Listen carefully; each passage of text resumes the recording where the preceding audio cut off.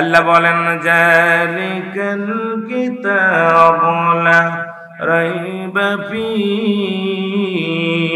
জোরে বলো আল্লাহু আকবার। আল্লাহ বলেন এটা সেই কিতাব। কোন কিতাব? যেটা রব্বুল কারীম মানুষের জন্য, গোটা পৃথিবীর জন্য পাঠিয়েছে। সুবহানাল্লাহ। আর একটু জোরে। এই কোরআনের মধ্যে কোনো ভুল নাই, আসেনি? কথা বলেন আসেনি? একটা জবরের ভুল নাই, জেরের ভুল নাই, নুক্তার ভুল নাই, একটা আয়াতের ভুল নাই। এটা মানবে কারা? একমাত্র আমার আল্লাহ বলেন হুদাল লিল মুত্তাকিন। একমাত্র হেদায়েত প্রাপ্ত বান্দা যারা এটার প্রতি ঈমান আনবে তারা। জোরে বলেন ঠিক কিনা? এ ভাইরা আমার, বন্ধুরা আমার, গভীর মনোযোগ। এই যুগে যুগে অসংখ্য মুনাফিকেরা কুরআনকে চিরতরে বিদায় করার জন্য যারা পায় তারা করেছিল। আমার দাদু ভাইয়েরা, বড় কষ্ট হয়। এই কোরআনকে ভালোবাসার দরকার আছে কিনা? জোরে বলেন আছে কিনা? এই কোরআনের প্রতি সম্মান দেখানোর দরকার আছে কিনা? আর একটু জোরে বলেন আছে কিনা? এ ভাইরা, কোরআনের মধ্যে ছোট্ট একটা সূরা, এরা বর্তমান যুগের কিছু আলেমরা বলতেছেন এই সূরাটা হলো জাল। কারণ আমার দেশের সাধারণ পাবলিক, সাধারণ জনগণ এরা জানে কোরআনের মধ্যে ছোট ছোট সূরাগুলো, সূরা ইখলাস, সূরা ফালাক, সূরা নাস, সূরা কাউসার, এই ছোট্ট ছোট্ট সূরাগুলো তারা মুখস্থ করতে পারে। ইমাম সাহেব যখন এই সূরাগুলো তেলাওয়াত করে, শুনে শুনে তারা মুখস্থ করেছে। আজকে যারা ওই মন্দিরে যে পূজা করে, যারা মুসলমান দেবতা বানায় পূজা করে, তাদের ধারণা এক আল্লাহ ব্যতীত আরো খোদা আছে।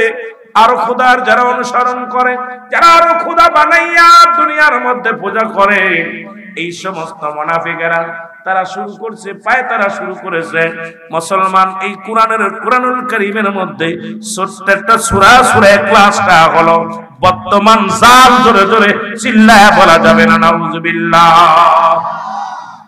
আল্লাহ বলেন, আমার সাথে বলেন, বিসমিল্লাহির রাহমানির রাহিম।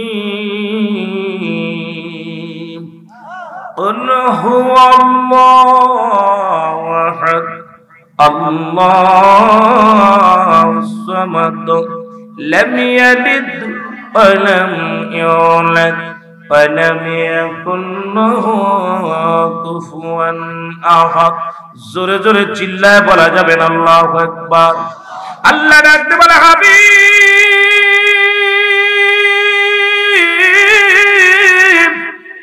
আপনি জানা দেন আমি আল্লাহ এক। কয়জন? 4-5 জন। তাহলে মন্দিরে যাই কারা? পূজায় যাই কারা? চন্দ্র পূজা করে তারা। অসংখ্য খোদা বানাইয়া, অসংখ্য দেবতা বানাইয়া অসংখ্য মানুষ কুফরিতে লিপ্ত হয়ে গেছে, অসংখ্য মানুষ শিরকিতে লিপ্ত হয়ে গেছে। যারা বলেন ঠিক কিনা? আমার ভাইরা, আমার বন্ধুরা আমার, আল্লাহ ডাকতে বলে, হাবিব ওদের জানা দাও আমি আল্লাহ। পৃথিবীর মধ্যে কারো জন্ম দিই নাই, কারো থেকে জন্ম নেই নাই। আল্লাহর কোনো ছেলে নাই, মেয়ে নাই, আল্লাহর কোনো পরিবার পরিজন নাই। আছে? বাবা মায়ের যেমন আত্মীয় স্বজন আছে, আপনার যেমন আত্মীয় স্বজন আছে, আমার আল্লাহর কোনো আত্মীয় স্বজন নাই, আল্লাহর কোনো ছেলেও নাই, মেয়েও নাই। আসেনি? কথা বলেন আসেনি? এখন আল্লাহ কয় বান্দারে, কাউরে আমি জন্ম দিই নাই, কারো থেকে জন্ম নেই নাই। আসমান জমিনের মধ্যে আমার সমতুল্য কেউ নাই।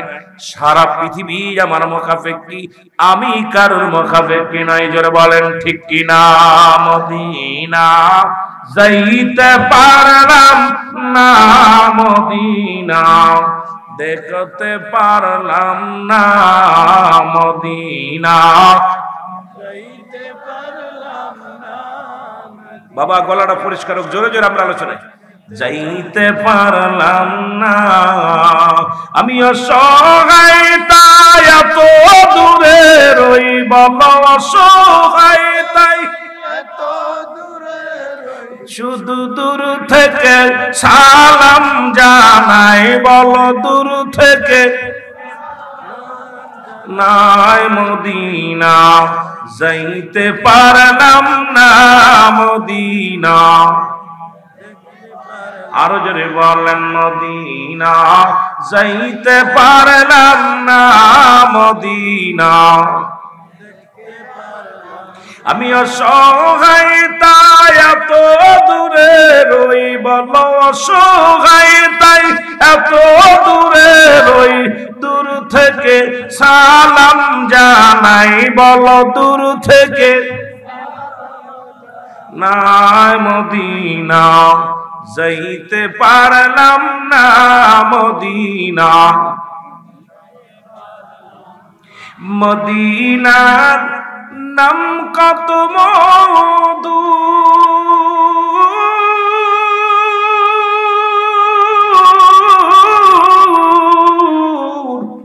মদিনা আর যে কত দূর ওই মদিনার পথের ধুলি বলো ওই মদিনার পথের মাখতে পারলাম না মদিনা যাইতে পারলাম না মদিনা দেখতে পারলাম না ভালো লাগে কি লাগে না মদিনায় যেতে চান না জোরে বলেন চান কি চান না রাত হয়ে গেছে কষ্ট দিব না তাড়াতাড়ি মদিনা যাইতে পারলাম না মদিনা আমি অসহায় তাই এত দূরে রই বলো অসহায়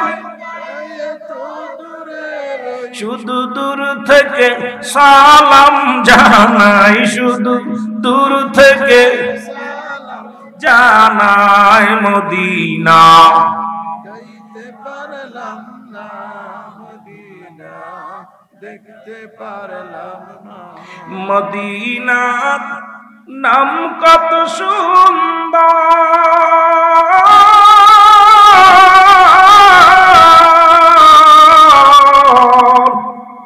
মদিনা কের সে অন্তর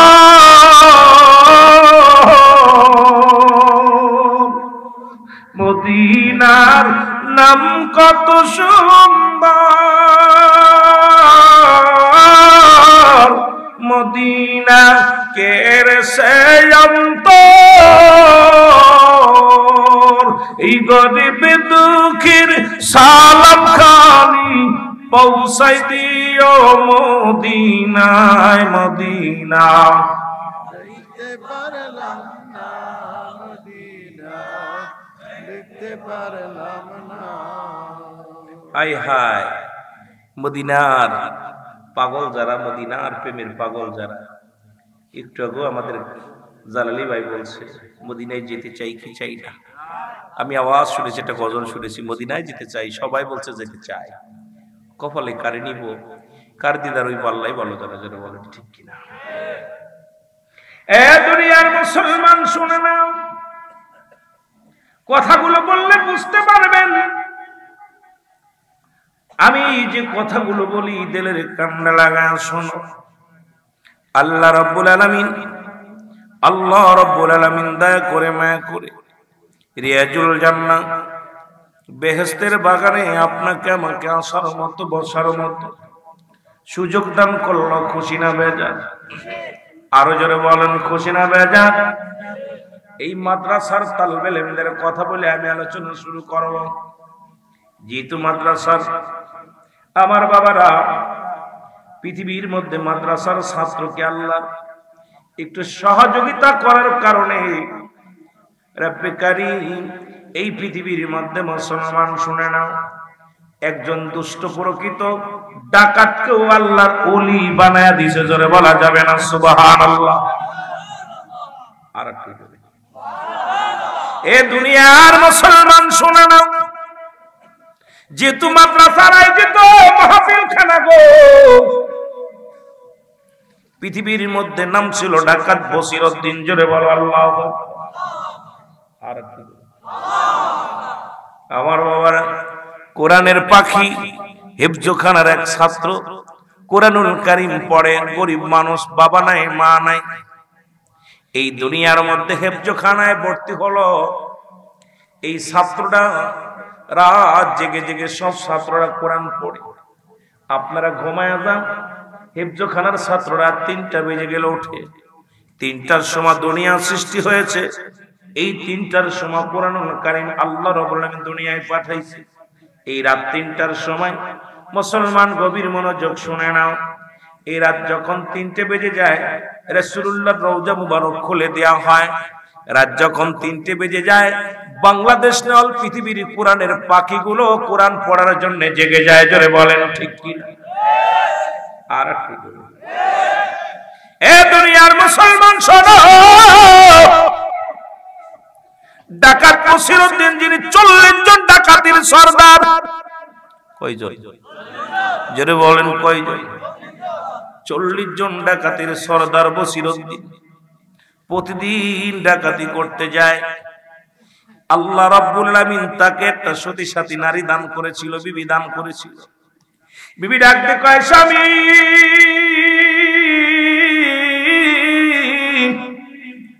আপনি আমারে হারাম খাওয়াইবেন না, আমি প্রয়োজন হলে ভিক্ষা করে খাবো, চেয়ে খাবো, তবু হারাম খাবো না। এ মুসলমান রাতের অন্ধকারে 40 জন ডাকাত সঙ্গে করে সাথী সঙ্গীদেরকে নিয়ে মহল্লায় ডাকাতি করতে রওনা দিয়েছে। পথিমধ্যে দেখে এক পাহাড়ি অঞ্চলের মধ্যে এক কোরআনের পাখি বসে বসে কাঁদতেছে। জোরে বলা যাবে না সুবহানাল্লাহ? আর এই কান্না, কোরআনের পাখির কান্না ডাকাত বসিরউদ্দিনের কানে যে লাগছে। ডাকতে বলে, সাথীরা রে একটু অপেক্ষা কর, জঙ্গল থেকে একটা কান্নার আওয়াজ শুনতে পাইলাম। এবার কি করলেন? আস্তে আস্তে চলে গেলেন। যা দেখে রে, ওই ডাকাত বসিরউদ্দিন যা দেখে রে, একটা বালক চোখের পানি ছেড়ে ছেড়ে কান্দারে বলে, আল্লাহ তুমি আমারে গরিব বানাইছো, রাত জেগে আমার বন্ধুরা কোরআন পড়ে, সকালবেলা সবক দিবে আল্লাহ, আমি কোরআনের সবক দিতে পারবো না, কোরআন পড়তে পারলাম না। এই কষ্ট অন্তরের ভিতরে নিয়ে চোখের পানি ছেড়ে ছেড়ে কান্দে। ডাকাত বসিরউদ্দিন পিছন থেকে যা বলে, বাবা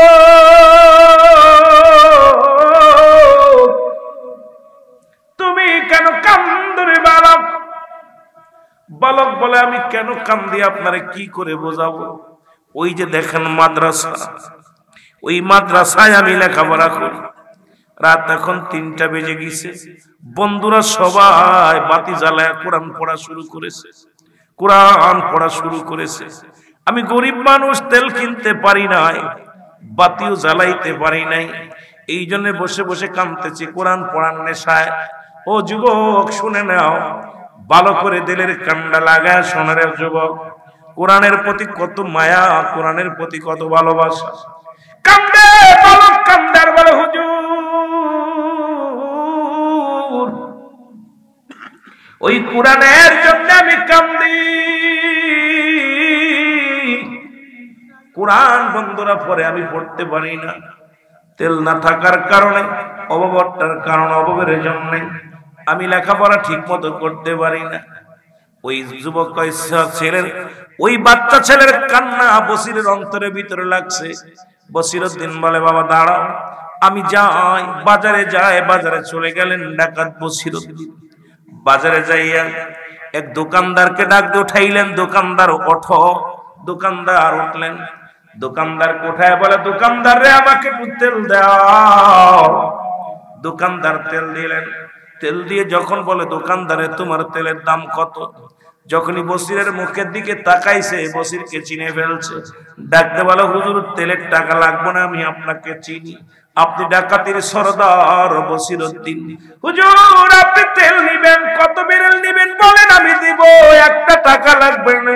বসির বলে, না রে না, ওরে গতকালকে যে বসিরকে দেখেছিলা সেই বসির নাই রে,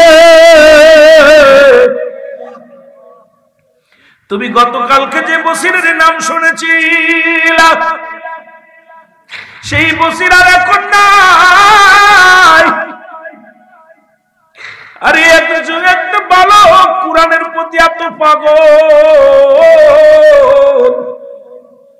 ওই কোরআন পড়তে না পারিয়া চোখের পানি ছেড়ে কান্দে। আর আমি ডাকাত বসিরউদ্দিন কবরে চলে যায়, পায় এখনো কোরআন বুঝলাম না। ওই কোরআন পড়ার এত মায়া, কোরআনের প্রতি এত দয়া, কোরআনের প্রতি এত ভালোবাসা আমাকে মুগ্ধ করেছে। তোমার তেলের দামটা নাও। তেলের দামটা দিয়া বলে, যুবক এই দোকানদার আমার মাথায় উঠায় দাও, তেলটা আমি নিয়ে যাই। ডাকাত বসিরউদ্দিন নিজের মাথায় তেলের ঝাঁকা লইয়া তো মুসলমান তেল লইয়া চলে আসলেন। যুবককে এইবার ডাক দে, বসিরউদ্দিন ডাক দে, কয় ভালো কেই নাও তেল, যাও তুমি কোরআন পড়ো, কোরআন পড়ো, কোরআন পড়বে। আর এই কোরআন পড়বে আর আমার জন্য দোয়া করবে। যাও বালক চলে যাও। মহব্বতে দুরূদ শরীফ পড়েন আল্লাহুম্মা।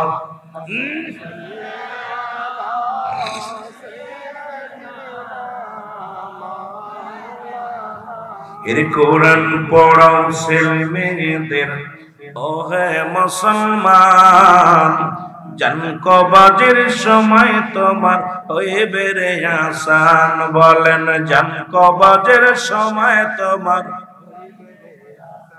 একটু জোরে বলেন। কোরআন পড়াও ছেলে মেয়েদের, ও হে মুসলমান, জান কবাজের সময় তোমার।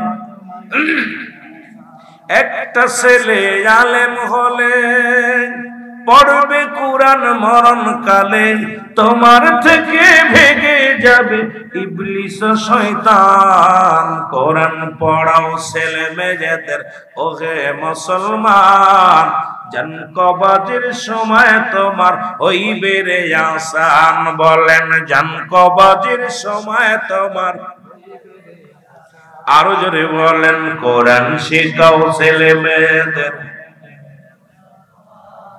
জান কবাজের সময় তোমার হইবে রে আসান। বলো জান কবাজের সময় তোমার। এ ভাইরা আমার, বন্ধুরা আমার, যে কথাগুলো বলি দিলের কান্ডা লাগা শোনো। ডাকাত বসিরউদ্দিন বলে, বাবা এই নাও তেল নাও, তুমি কোরআন পড়ো। আর যতদিন তুমি কোরআন শিক্ষা করবা, যত খরচ লাগে আজ থেকে আমি বহন করব। ওই বালক হাত উঠায় রব্বে কারিমের দরবারে হাত উঠায় দিয়ে বলে, আল্লাহ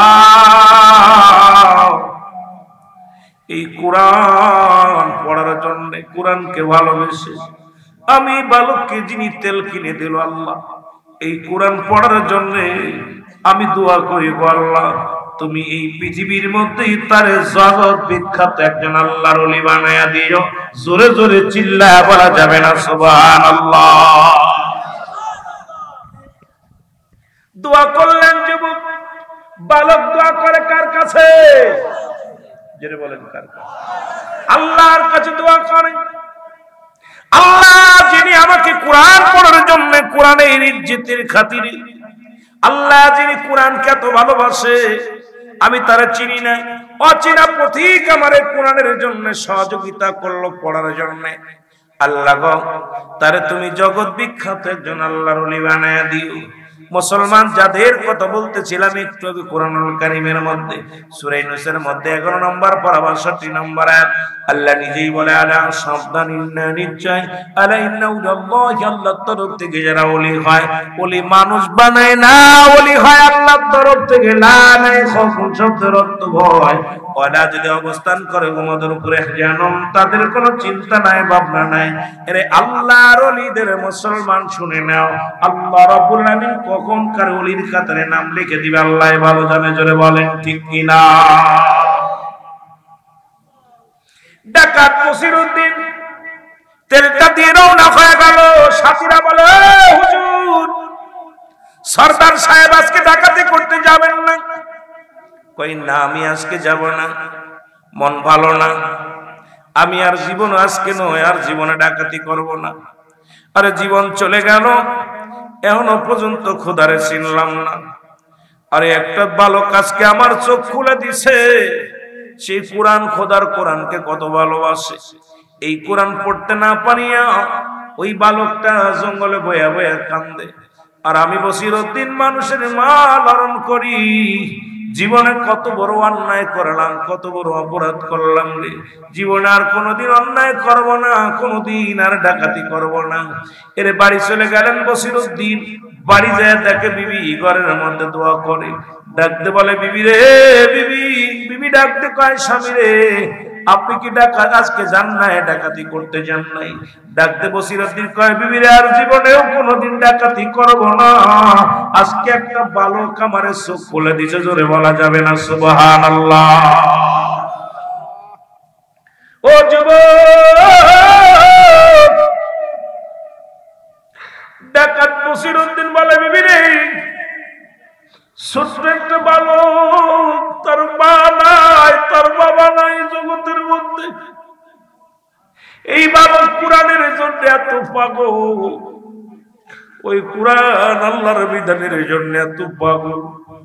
জীবনে আর কোনোদিন আমি তওবা করলাম, জীবনে আর কোনোদিন আমি ডাকাতি করব না, অন্যায় করব না।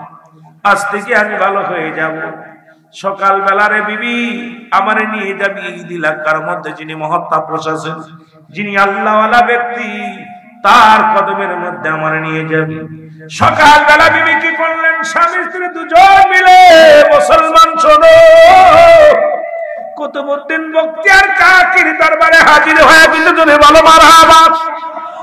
এর কুতুবউদ্দিন বখতিয়ার কাকির দরবারে যা বলো, হুজুর বিগত দিন আমি অন্যায়ের পথে ছিলাম, জীবনে আমি কত অন্যায় করেছি, জুলুম করেছি, কত মানুষের মাল হরণ করেছি।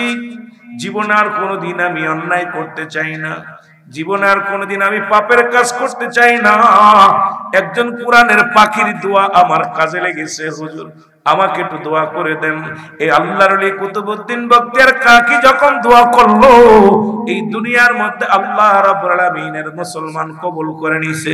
তওবা করলেন কুতুবউদ্দিন বখতিয়ার কাকির দরবারে যে তওবা করলেন, মুসলমান তওবা করি হাত উঠায় কাঁদলেন। আল্লাহ রাব্বুল আলামিন এই কোরআনের পাখির ইজ্জত করার কারণে, কোরআনের পাখির সহযোগিতা করার কারণে এই পৃথিবীর মধ্যে তৎকালীন জামানার মধ্যে জগৎ বিখ্যাত একজন আল্লাহর ওলি ডাকাত বসিরউদ্দিনকে আমার আল্লাহ রাব্বুল আলামিন মুসলমান ওলির কাতারে নাম লেখা দিয়েছে। জোরে জোরে চিল্লায় বলো মারহাবা। একটু মহব্বতের সঙ্গে দুরূদ শরীফ পড়েন, আল্লাহুম্মা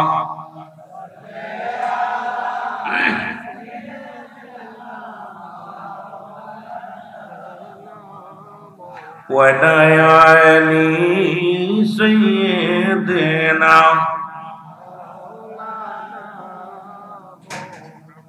আমার ভাইরা, ইহা দ্বারা আমরা প্রমাণ পাই যে মাদ্রাসার ছাত্রদেরকে সহযোগিতা যদি করি, টাকার দরকার নাই, ভালোবেসে মাথায় হাত বোলাই দেয়। আপনার কিচ্ছু দরকার নেই, একটা ছাত্র মাদ্রাসায় পড়ান। এই মাদ্রাসায় দিয়ে একটা ছেলে হাফেজ হোক, সেই ছেলেটা কোরআনের পাখি, কোরআন শিখুক, সেই ছেলে আপনার জানাজা পড়াবে, সেই ছেলে আপনার জন্য দোয়া করবে। আপনি মারা গেলে কবরের পাশে দাঁড়াইয়া 14টা হক পিতামাতার ইন্তেকালের আগে হলো 7টা হক। সুবহানাল্লাহ বলেন, আর একটু জোরে বলেন। এই 14টা হক মোট 7টা হলো ইন্তেকালের পরে। যদি তোমার ছেলে আলেম হয় তাহলে 1 নম্বরে তোমার জন্য সওয়াব রেসানি করবে, 2 নাম্বার তোমার জন্য মাগফিরাত কামনা করবে, 7 নাম্বার তোমার জন্য মুসলমান শুনে নাও, তোমার জন্য সময় সুযোগ করে কবরটা জিয়ারত করবে। বাবারে এমন সন্তান রেখে গেছো, জীবনে কবরটা জিয়ারত করবে না। জীবনে কোনোদিন মুসলমান এমন সন্তান রেখে গেছো দুনিয়ার মধ্যে, যে ছেলে তোমার জন্য আল্লাহর দরবারে কান্না না। আল্লাহ দোয়া শিখে আল্লাহ রাব্বুল আমিনের হাবিব ও মুসলমান বললেন, সাহাবীরা রে তোমাদেরকে আমি এমন কোন ব্যবসার কথা বলে দিব, যা করলে তোমরা কবুল হজের সওয়াব রেসানি অর্জন করতে পারবা। সাহাবীরা বলে, ইয়া রাসূলুল্লাহ এমন কি জিনিস, এমন কি নিয়ামত বলেন। নবীজি বললেন, সাহাবীরা রে তোমাদের যাদের পিতা মাতা এই দুনিয়ার মধ্যে জিন্দা আছে, সালাম দিবা, আসসালামু আলাইকুম মা, আসসালামু আলাইকুম বাবা। তোমার আমলনামায় একটা করে কবুল হজের সওয়াব লেখা হয়ে যাবে। জোরে বলেন সুবহানাল্লাহ। কবুল হজের সওয়াব লেখা হয়ে যাবে। সাহাবীরা কাঁদেন, হুজুর আমাদের মা নাই, আমাদের বাবা নাই। নবীজি বলেন, সাহাবীরা রে, তোমার শুধু আব্বা নাই মা নাই, তোমরা কি আমার মতো এতিম? আমি নবীর মা নাই, আমি নবীর বাবা নাই। আমার আল্লাহ ডাকতে বলে, জিবরিল আমিন তাড়াতাড়ি যাও, আমার হাবিব রে জানায় আসো যাদের আব্বা নাই মা নাই, তারা যেন এইভাবে দোয়া করে, রব্বির হামহুমা কামা রব্বায়ানি সগীরা। জোরে জোরে বলেন সুবহানাল্লাহ।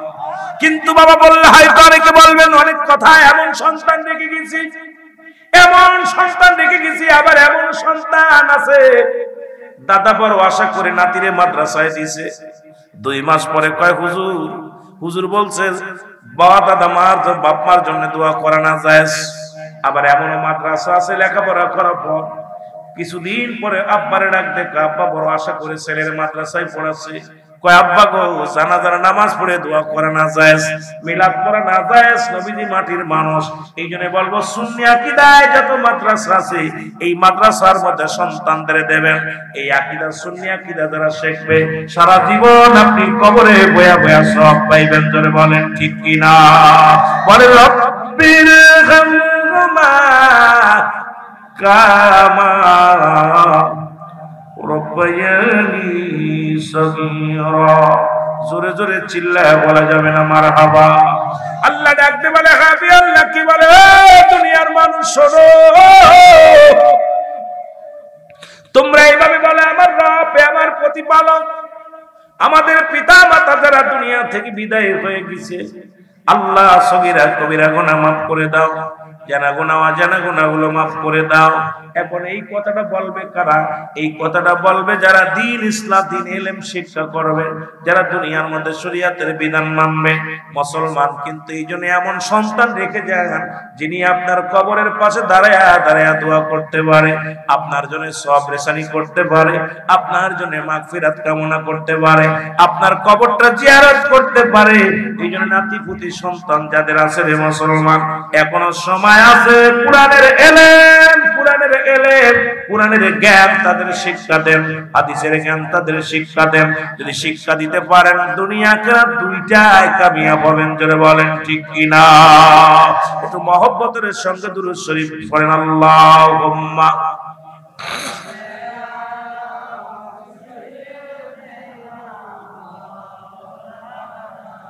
আরো জোরে বলেন,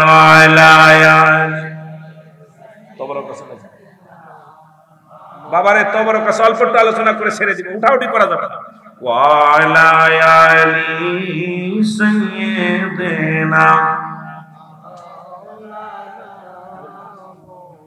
আমার ভাইরা, আমার বন্ধুরা আমার, এই জন্য বাবা বলতেছি, কথাগুলো জ্ঞান ধরা পড়ে যাবেন, আপনার ধরা পড়ে যাবেন। কথাগুলো মনে রাখুন। হয়তো বলতে পারেন, হুজুর হয়তো দালালি করতে আইছে মাদ্রাসার জন্য না, শুধু বুঝানোর জন্য কথাগুলো বলে যায়। কারণ আপনি যদি গাছ লাগান, আম গাছ জাম খাবেন না।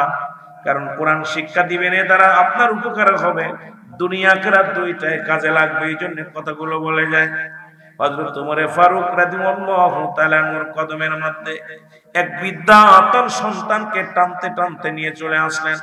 সালাম দেয়, আসসালামু আলাইকুম আমিনুল মুমিনিন, আমি আপনার কদমের মধ্যে আছি।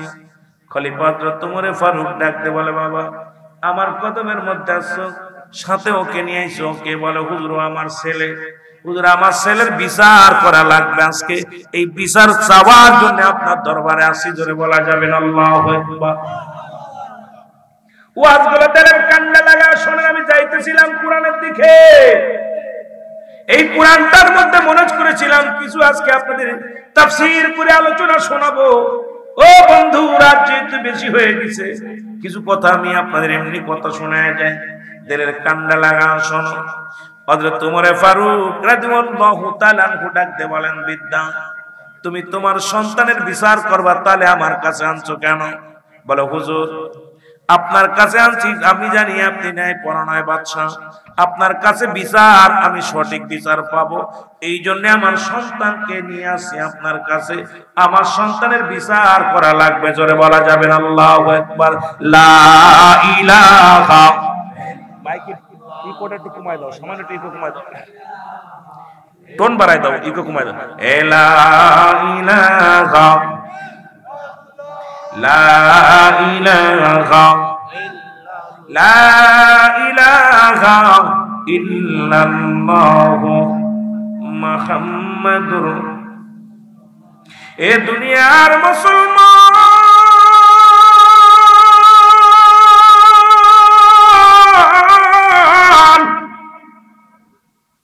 হযরত ওমর ফারুক দেখতে বলে, বৃদ্ধা তোমার সন্তান আনছো বিচারের জন্য,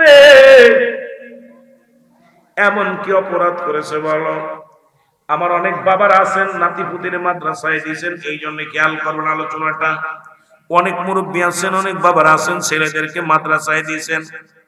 ডাকতে বলো, হুজুর আমি জানি আপনার কাছে ন্যায় বিচার পাবো। ডাকতে কয়, কি বিচার চাই তুমি বলো? বলে, হুজুর আমার সন্তান গুরুতর অপরাধ, 3টা অপরাধ করেছে। কয়টা অপরাধ? যদি বলেন কয়টা অপরাধ? 3টা অপরাধ করেছে। নাম্বার 1 অপরাধ করেছে আমার ছেলে জিনাকারী। জিনা করা গুনাহ না, ভালো সওয়াবের কাজ। যদি বলেন জিনার কাজ কি গুনার কাজ না? গুনার কাজ না, সওয়াবের কাজ। আর যদি বলেন গুনার কাজ না, সওয়াবের কাজ। ও যুবক শুনে নাও, শুনে নাও, শুনে নাও, পৃথিবীর মধ্যে জিনার এত বড় গুরুতর অপরাধ, যদি কোন যুবক, কোন অবিবাহিত পুরুষ, অবিবাহিত নারী যদি জিনা করে, শাস্তির বিধান হলো, মুসলমান শুনে নাও, যারা দুনিয়ার মধ্যে অবিবাহিত নারী, অবিবাহিত পুরুষ, অনেক যুবক আছে শুনে নাও, প্রেম প্রীতি করিয়া বেগানা নারী নিয়ে হোটেলে যাও, কোথায় বাগানে যাও, কোথায় নষ্টখানায় যাও, শুনে নাও, দিলের কান্ডা লাগানো শোনো। যদি কোনো অবিবাহিত নারী পৃথিবীর মধ্যে জিনা করে, অবিবাহিত পুরুষ যদি জিনা করে, তার বিচারের আওতায় আনতে হবে। শুনে নেন, শুনে নেন, সেই বিচারটা হবে মুসলমান তাকে 100 ডুরা তার গায়ের মধ্যে মারতে হবে। এখন কয়েকটা বাড়ি মারলে যেন সে মারা যায়, বাকি যত অংশ থাকবে, বাকি অংশগুলো এটা তারে কাফন পরে গোসল করাতে হবে, গোসল করে আর তারে কাফন পরাতে হবে, কাফন পরায় জানাজা পড়াতে হবে, জানাজা পড়ায় দাফন করবে, দাফন করাইয়া বাকি বেতের আঘাতগুলো কবর উপরে মারতে হবে।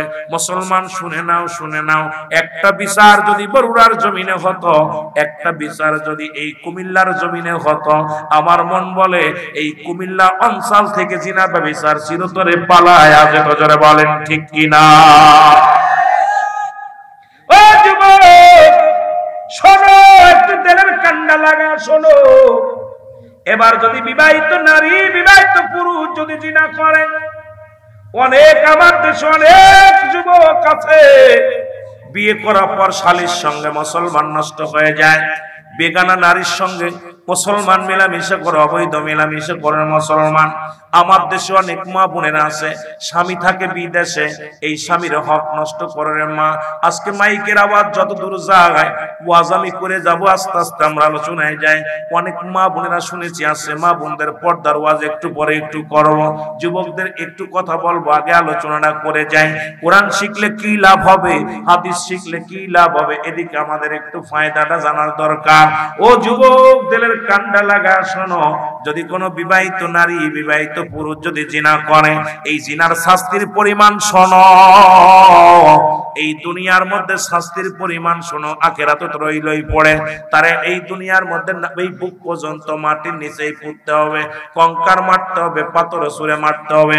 এর মুসলমান এমন ভাবে মারতে হবে যতক্ষণ পর্যন্ত মৃত্যু না হয় রে,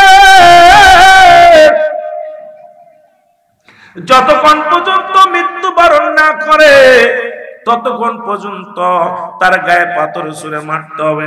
যখন নিশ্চিত হয়ে যাবেন এই লোকটা মারা গেছে, তখন তারে মাটি করে উঠাইতে হবে। বিবাহিত নারী জানাজা পাবে না, বিবাহিত পুরুষ কোনো কাফনের কাপড় পাবে না, বিবাহিত পুরুষ কখনো কবর পাবে না রে মুসলমান, তাকে দাফন করা যাবে না। এই বিবাহিত নারী, বিবাহিত পুরুষ যদি মুসলমান শোনো জিনা করে, এরপরে মারা গেলে তাদের কুকুর শিয়ালদের লাশটা খাওয়া দিতে হবে, দিবালয়, তারে কোনো গোরস্থানে শোয়ানো যাবে না। আরে একটা বিচার যদি এই জমিনের মধ্যে হতো, আল্লাহর কসম করে বলি, আল্লাহর কসম করে বলি, আমার দেশ থেকে চিরতরে জিনা ব্যভিচার পালায়া যেত। জোরে জোরে চিল্লায়া বলা যাবে না ঠিক কি না? এর মধ্যে যারা আছেন বুকে হাত দিয়ে ভালো করে খেয়াল করবেন। ওয়াজ রাত হয়ে গেছে, এখন আর বসে থাকার সময় নাই। এ মুসলমান, এই শরাফতি উত্তর পাড়ার যুবকরা শোন, যদি কোনো বিবাহিত নারী বিবাহিত পুরুষ জিনা করে, তার শাস্তির বিধান, সে দাফন পাবে না, কাফন পাবে না, জানাজা পাবে না, তাকে দিবালয়ে মানুষদের কুকুর শিয়াল দিয়ে খাওয়ায় দিতে হবে। এ মুসলমান শুনে নাও, একটা বিচার যদি এই জমিনের মধ্যে হতো, আমার মন বলে এই জমিন থেকে জিনা ব্যভিচার পালায়া যেত রে যুবক। আমি মামা আপনাদেরকে বলে যায়, এই সমাজ জাতির জন্য এই ওয়াজগুলো আমরা সমাজে করি না। কারণ মুসলমান ও যুবক ভাইরা, এত জিনা ব্যভিচার শুরু হয়েছে, মদ গাঁজা জুয়া অন্যায় অপরাধ শুরু হয়েছে, এগুলোর দিকে কোনো আলেমের লক্ষ্য নাই। কারণ সুদে কারবার, জিনার কারবার, ব্যভিচার, জুলুম ব্যভিচার সব দেশের মধ্যে যে পরিমাণ শুরু হয়েছে রে মুসলমান, আমাদের হক কথাগুলো বলতে হবে। জিনার বিরুদ্ধে ওয়াজ করতে হবে মুসলমান, ওই ঘুষের বিরুদ্ধে ওয়াজ করতে হবে, সুদের বিরুদ্ধে ওয়াজ করতে হবে, বেপরদার বিরুদ্ধে ওয়াজ করতে হবে। কারণ দুনিয়ার মধ্যে শরীয়তের বিধান যারা মানে না, শরীয়ত যারা ছেড়ে দেয়, তারা কাফের। এই শরীয়তের বিধানটাকে বোঝানো লাগবে, জোরে জোরে চিল্লায়া বলা যাবে না ঠিক কি না? একটু মহব্বতের সঙ্গে জিকির করেন লা ইলাহা, আরো জোরে লা ইলাহা, আরো জোরে লা ইলাহা, আস্তে লা ইলাহা। এ দুনিয়ার মুসলমান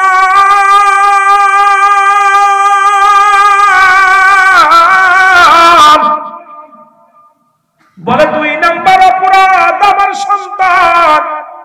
এই দুনিয়ার মধ্যে মাদক সেবনকারীটা ভালো না খারাপ? জোরে বলেন মাদক।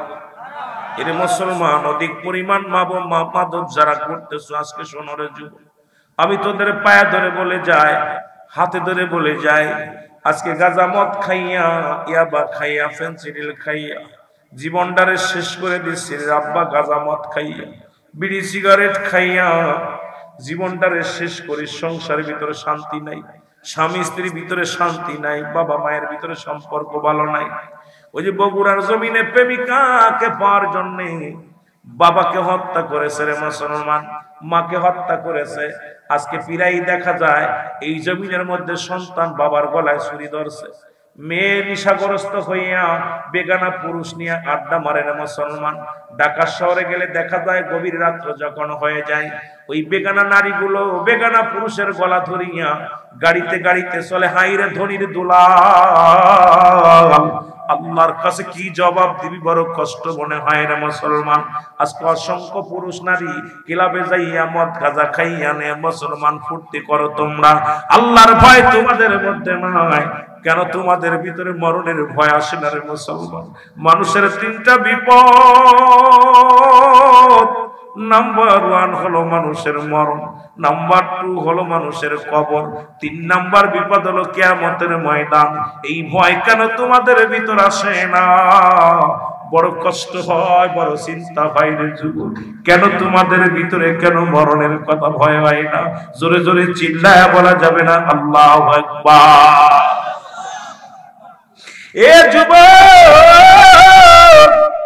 আমি তোমাদের বলে যাই, 4 নাম্বার 3 নাম্বার অপরাধ বাবা সন্তানের বিরুদ্ধে বলে হুজুর, 3 নাম্বার অপরাধ আমার সন্তান দুনিয়ার মধ্যে কি করেছে মুসলমান?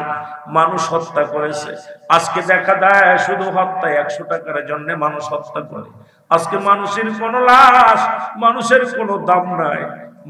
মানুষ হইয়া কেমনে মানুষকে খুন করে? মানুষ কেন যেন পশু পাখির মতো ফেলায় দেয়?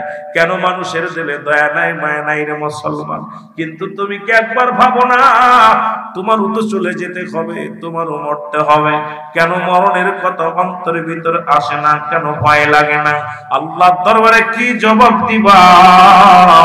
আল্লাহর জবাব আল্লাহর কাছে জবাব দিতে পারবা না। জোরে বলো আল্লাহু আকবার। খলিফা হযরত আমিরুল মুমিনিন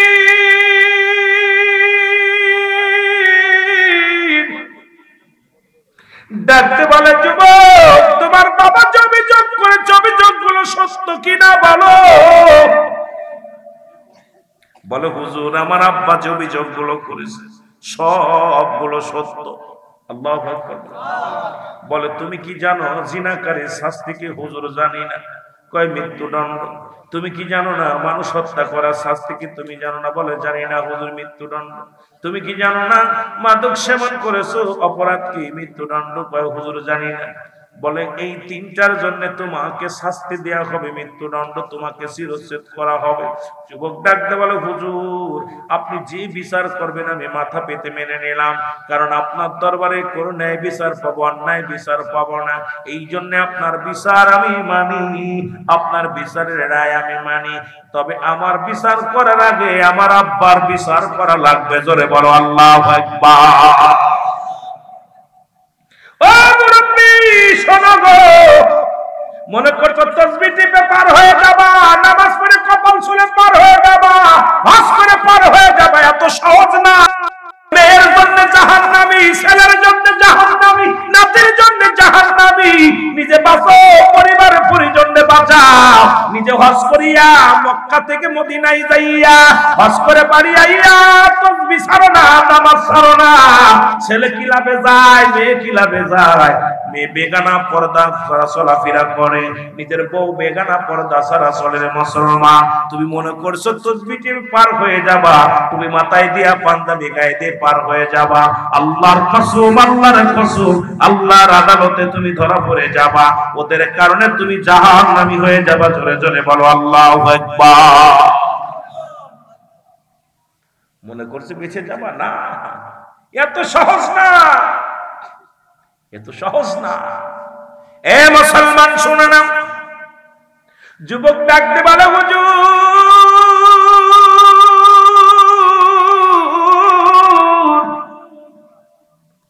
আমি আপনার রায় মানি, তবে আমার বিচারের আগে আমার বাবার বিচারটা আগে করা লাগবে। যেহেতু এই বিচারটার আপনি যে রায় দিবেন আমি মানলাম। খোলা তরবারি নিয়ে হযরত ওমর ফারুক সামনে হাজির হয়ে গেছে। যুবক কয়, হুজুর আমি প্রস্তুতি মৃত্যুর জন্য, তবে আমার বাবার বিচারটা আমি দেখতে চাই। কিয়ামতের ময়দানে ঠিক এই অবস্থা হবে, জান্নাতে ফয়সালা হয়ে যাবে, নেকির পাল্লা বাড়ি হয়ে যাবে। বাবারে জান্নাতি ফেরেশতারা স্বাগতম জানায় নিয়ে যাবে। পিছন থেকে সন্তান ডাক দেবে, ফেরেশতা দাঁড়াও, ফেরেশতা দাঁড়াও রে, আমার আব্বা জানরে দাঁড় করো। আব্বা দাঁড়ায়া যাবে, ফেরেশতাদের বলবে আমার আব্বারে কই নিয়ে যাও? কয় জান্নাতে। আমার কি ফয়সালা? কয় তোমার ফয়সালা জাহান্নাম। আমার আব্বা জানতো জীবনে নামাজের জন্য আমারে তাকিদ দেই নাই। আমার আব্বা জানতো কোনোদিন বিড়ি সিগারেট খাতাম, বারণ করে নাই। আমার আব্বা জানতো কত ক্লাবে যাইতাম, বারণ করে নাই। আমার আব্বা জানের টাকা নষ্ট করিয়া কত অপচয় অন্যায় করলাম, কোনোদিন বারণ করে নাই। আজকে আমার আব্বা যাবে জান্নাতে, আমি যাব জাহান্নামে। যাবার আগে একটা অনুরোধ করি রে ফেরেশতারা, দাঁড়াও, ওই বাবার কলিজার মধ্যে একটা লাথি মারতে চাই। বাবা সামনে দাঁড়ায়া যাবে, আদরের সন্তান বুকের মধ্যে লাথি মারবে। আল্লাহ কবে, ফেরেশতারা রে ওই বাবা সন্তানকে দুজনকেই জাহান্নামে পুরে দাও, কারণ ওই বাবা নিজে বাঁচছে, পরিবার বাঁচাতে পারে নাই। এইরকম অসংখ্য হাজী সাহেব জাহান্নামে যাবে, অসংখ্য ইমাম সাহেব জাহান্নামে যাবে, অসংখ্য আলেম সাহেব জাহান্নামে যাবে। শুধু ওই পরিবার পরিজনের পাপের বোঝা টানতে যাইয়া জোরে জোরে চিল্লায়া বলা যাবে না আল্লাহু আকবার। এ মারা শোনো, শোনো গো, আজকে মেয়ে পর্দা করে না, বুরকা পরে না, মেয়ে বেগানা চলাফেরা করে, পার্কে যে ঘোরে। ওই মেয়ে একদিন তোমারে ডাক দেবে, মা, মা গো তুমি কই যাও? মা বলবে আমি জান্নাতে যাই। কয় বাবা দাঁড়াও, মা, মা গো জীবনে তুমি আমারে কোনোদিন পর্দার জন্য গালি দাও নাই, তুমি আমার কোনোদিন নামাজের জন্য তাগিদ দেও নাই। কত বেগানা পুরুষ আসতো বাড়ি, কত বন্ধু বান্ধবের সাথে আড্ডা মেরেছি, একদিনও তুমি আমার বারণ করো নাই। ও মা, আজকে তুমি জান্নাতে যাও, আমি জাহান্নামে যাই, এটা হবে না গো মা, দাঁড়াও তোমার সঙ্গে আমার শেষ আলাপ। সঙ্গে সঙ্গে তার বুকের মধ্যে কলিজার মধ্যে লাথি মারবে রে। আল্লাহ ডাকতে বলবো, ফেরেশতা তারা দেখছস কি, ওই সন্তান মা দুজনকেই জাহান্নামে দিয়াবে। এ আমার মারা শোন, বাবারা শোন, এই জন্য যে সন্তান 10 বছর বয়স হয়ে গেছে, নামাজ পড়ে না, ত্যায্য করে দে, বেপরদায় চলে, মেয়েরে ত্যায্য করে দে, ওই সন্তানাদি আল্লাহ রাব্বুল আলামিন আমানত রাখছে আপনার আমার কাছে। এটা খিয়ানত করার অধিকার কারণ নাই। যে সন্তান গাঁজা খায় ত্যায্য করে দে, যে সন্তান বেনামাজি তারে ত্যায্য করে দে, যে সন্তান তোর কথা শুনে না ত্যায্য করে দে। তুই এভিডেভিট করে থানায় যায় কয় সন্তান আমার না। আল্লাহর কাছে যদি বাঁচতে চাস, ওই গাঁজাখোর মদখোরের সন্তান পরিচয় দিস না, ওকে তুই দুনিয়া থেকে বিদায় করে দে, তাহলে আল্লাহর দরবারে বাঁচতে পারবি। জোরে জোরে চিল্লায় বলা যাবে না, ঠিক কি না? সন্তান তো আমানত, এটার খিয়ানত করার অধিকার আপনার নাই। আহা, শীতের ভিতরে নামাজ পড়তে ডাকে না, কই ঘুমায় রয়েছে, থাক। বুড়ো একা একা নামাজ পড়ে চলে আসতেছে, ছেলে ঘুমাচ্ছে নাক গোংড়ায়, লেপ মুড়ি দিয়ে, কম্বল মুড়ি দিয়ে ডাক না। 10টার সময় ঘুম থেকে উঠছে, ওইটা বাপে পানি নিয়ে দেয়, গরম পানি। মায় কয় বাবা গরম পানি, ওরে তোর জুতা পিটা করব। ওই সন্তানের জন্য তুই জাহান্নামে যাবি। সন্তান 10টার সময়, নবাব 10টার সময় ঘুম থেকে উঠে, ওইটা বিরাস কইরা খাইতে বসছে গরম ভাত। আপনাদের কুমিল্লার জমিনে ইমাম সাহেব মুসলমান, কথাগুলো বললো, অনেক কথা চলে আসে। কুমিল্লার জমিনে ইমাম সাহেবের মৃত্যু লাশ উত্তোলন করা হলো।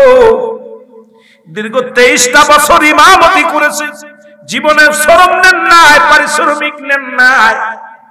ইন্তেকালের পরে, মুসলমানের পরে কবর থেকে উত্তোলন করার পর 10-12 বছর পরে কবর থেকে উত্তোলন হলো, কবরটা ভেঙে গেল।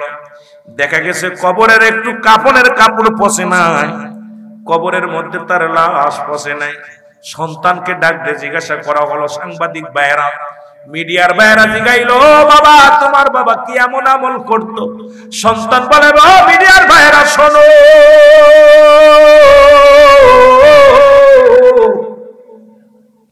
আমার একদিনের কথা মনে পড়ে যায়। আমি তখন কলেজে পড়ি, দুপুর বেলা বাড়ি আসছি, বাড়ি আইয়া আমার আম্মা জান খানা দিছে, আমি খানা খাইতে বসলাম।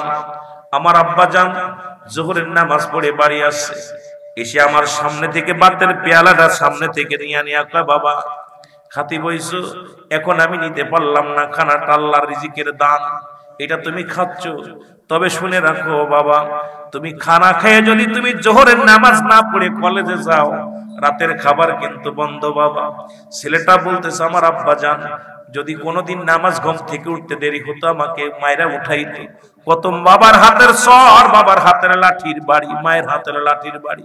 শুধু তাই নয়, গভীর রাত যখন হয়ে যেত, আব্বা জান তাহাজ্জুদের নামাজ পড়তো। আমার আব্বা জান কোনদিন তাহাজ্জুদের নামাজ ছাড়ে নাই।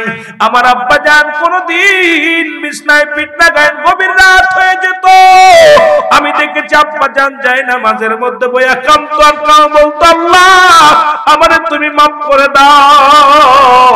এর মুসলমান শোনো, আমার ফ্যামিলিতে আমার 2টা বোন আমি আছি, আমরা কোনদিন নামাজ না পড়লে আমার আম্মা জান আমাদের পাতে বাদ দেয় নাই। আমরা সন্ধ্যার পরে বাড়ি থেকে বাইর হলে সেদিন আর ঘরে ঢুকতে দেয় নাই, কারণ সন্ধ্যা লাগার আগে ওই মাগরিবের নামাজ পড়ে টেবিলে বসা লাগতো। আমি এখন এত বড় হয়ে গেছি, তবু মায়ের হুকুম ছাড়া, বাবার হুকুম ছাড়া ঘর থেকে বাইর হই না। আর আমাদের ছেলে মেয়েরা কোথায় চলে যায় খবর নেও না। ও মুসলমান শোনো, নামাজ পড়ছে কি পড়ে নাই খবর নেও না, কোথায় গেল কোন বন্ধুর নিয়া, কোন বান্ধবীর নিয়া, খবর নেও না। এই সমস্ত ছেলে মেয়ে হলো গাঁজাখোর, মদখোর, নারীখোর, পরক্রিয়া পড়ে গেছে মুসলমান। এগুলোর জন্য আমরাই দায়ী। জোরে জোরে চিল্লায় বলেন ঠিক কিনা? কথাগুলো না বললে নাই। হযরত ওমর ফারুক ডাকতে বলে, ও যুবক, তুমি কার বিরুদ্ধে অভিযোগ দাও? বলে, আমার বাবার বিরুদ্ধে অভিযোগ। আগে আমার বাবার বিচার করা লাগবে। জোরে বলা যাবে না আল্লাহু আকবার। আরো জোরে বলেন আল্লাহু আকবার। বলে 1 নম্বর অপরাধ আমার আব্বা, 1 নম্বর অপরাধ আমার আব্বা। কারণ আমার আব্বা জান আমার একটা ভালো মা দেয় নাই, আমাকে এমন একটা মা দিছে যে মা বেগানা পুরুষের সঙ্গে চলাফেরা করে, বাজার করে। আমি গতকালকে দেখলাম নিউজের মধ্যে একটা খবর দেখে আনন্দ লাগছে। বাংলাদেশে কিছু উলামায়ে কেরাম ঘোষণা করেছে কোন মেয়ে মানুষ বাজার করতে পারবে না। এখন বাজারে গেলে পুরুষ মানুষ ধাক্কা খেয়ে মহিলাদের, ওরা মাছের বাজারে, তরকারির বাজারে, ওরা দুনিয়ার মধ্যে স্কুল কলেজ সব জায়গায় নারী নির্যাতিত। আমরা পুরুষ শাসিত নয়, নারী নির্যাতিত বাংলাদেশ। কারণ নারীর যন্ত্রণায়, ওই মেয়েদের যন্ত্রণায় পুরুষ জাতি এখন অতিষ্ঠ হয়ে গেছে। জোরে জোরে চিল্লায় বলেন ঠিক কিনা? এ আমার মারা শোন, এ মারা শোন, দিলের কান্ডা লাগায় শোন। যদি জান্নাতে যেতে চাস একটু লজ্জাপতির পাতা বাইটা খা, পর্দার বিধান মাইনা চল, স্বামীর খেদমত কর। জোরে জোরে চিল্লায় বলা যাবে আল্লাহু আকবার। আমি যে কথা বলতেছিলাম শোনো। বলে 1 নাম্বার আমার আব্বার দোষ, সে আমাকে একটা ভালো মা দেয় নাই। আমরা এখন সুন্দরী পূজনী হয়ে গেছি। আগের যুগের মানুষ যখন বিয়ে শাদী হতো, দাদা নানা যায় খোঁজ নিত, মেয়েটা কালো হলেও দোষ নাই, আগে দেখতো নামাজ পড়তে পারে কিনা, পর্দা করতে জানে কিনা, ওর বাবা মার খেদমত করে কিনা, এগুলো যাচাই বাছাই করে বিয়ে শাদী হতো। এখন সুন্দরী পূজনী ধলা চামড়া হলেই মাথা খারাপ হয়ে যায় যুবকদের, ওরে হাত ধরে টানাটানি শুরু করে দেয়। ওরাই আজকে জাতি শেষ, সমাজ শেষ। আগের যুগের মানুষগুলো কুরআন না পড়তে পারলে ওই মেয়ে পড়ে থাকতো ঘরে, মানুষই ঢেলা করতো না। এখন কুরআনও দরকার নাই, বাংলার দরকার নাই, ওর খালি ধলা চামড়া হলেই হলো। আজকে ধলা চামড়ার কারণে আজকে সংসারে অশান্তি, ধলা চামড়ার কারণে আজকে স্বামী স্ত্রীর মহব্বত নাই, ধলা চামড়ার কারণে আজকে শ্বশুর শাশুড়ির খেদমত নাই, ধলা চামড়ার কারণে আজকে ওরা মুসলমান বাসা নিয়ে বউকে নিয়ে টাউনে থাকতে হয়। বুড়ো বাবা রাতের অন্ধকারে কষ্ট করে, এই শীতের রাত্রে পানি গরম করে দেওয়ার মানুষ নাই। বুড়ো বাবা বুড়ো মা ঘরের মধ্যে বসে কাঁদে, তুই বউ নিয়ে টাউনে নিয়ে আড্ডা মারিস। এই ধলা চামড়াই দেশটা শেষ করে দিল। জোরে জোরে চিল্লায় বলা যাবে না ঠিক কিনা?